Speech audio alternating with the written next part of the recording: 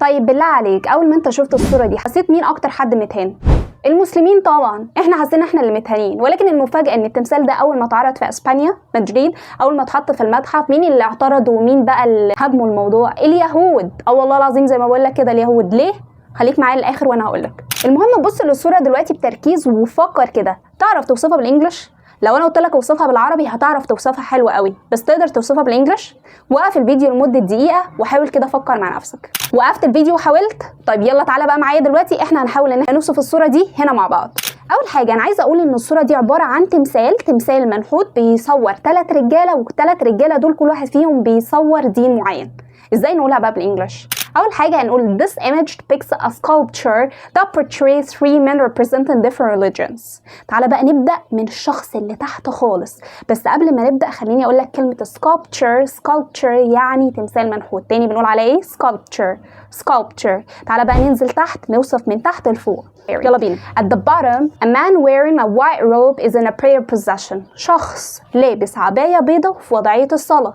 فبنقول تاني، هنقولها ازاي؟ A man wearing a white robe دي هنا بمعنى عباية بيضة is in a prayer position يعني في وضعية الصلاة. prayer position. تعالى بقى نركز في الشخص التاني كده وندقق في تفاصيل. فعايزين نقول على ظهره في شخص لابس اسود تقريبا قس مسيحي، وعايزين نقول ان هو راكع وعامل ايده في وضعية ان هو بيصلي، وده بيمثل المسيحية. ازاي هنقولها؟ واحدة واحدة بقى مع بعض. On his back another man dressed in black, a Christian priest, is kneeling with his hand clasped in prayer presenting Christianity. طيب واحدة واحدة تاني نجيب الكلمات اللي احنا قلناها. أول حاجة عايزة أقول شخص لابس أسود، بنقول dressed in black. عايزين نقول قسيس يعني priest. طيب وعايزين نقول إن هو راكع يعني kneel. طيب عايزين نقول إن هو عامل إيده في وضعية الصلاة، هنقول his hand clasped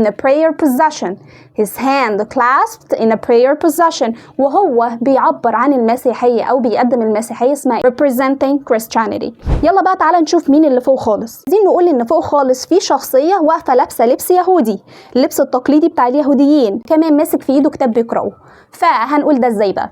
تعالى كده مع بعض. هنقول at the top a figure dressed in traditional Jewish attire including black hat and coat is standing while reading a book. يعني واقف وبيقرأ كتاب. كده بقى احنا وصفنا الصورة مع بعض. ارجع بقى تاني، وقف الفيديو وبص للصورة وحاول انت توصف اللي احنا وصفناه ده لوحدك. استخدم الكلمات اللي احنا استخدمناها واوصف انت الصورة تاني لوحدك. تعالى بقى لما اقول لك ليه اليهود هم اللي زعلوا هاجموا التمثال ده. هاجموا التمثال بيقولوا انه على الرغم ان احنا واقفين في اعلى التمثال وان المسلمين هم اللي في القاع او في اكتر حد تحت خالص، لان ان هم قالوا ان احنا وجودنا مرتبط باي حركه صغيره من المسلم. يعني المسلم اول ما هيتحرك او اول ما يقوم من السجود احنا هننهار، المسيحيه او اليهوديه هتنهار. فهم اعترضوا على الموضوع لان شايفين ان وجودهم متهدد باي حركه صغيره من المسلمين. فقول لي انت ايه رايك في الصوره دي، واول ما شفتها ايه اللي جه على بالك؟ اكتب لي في الكومنتس.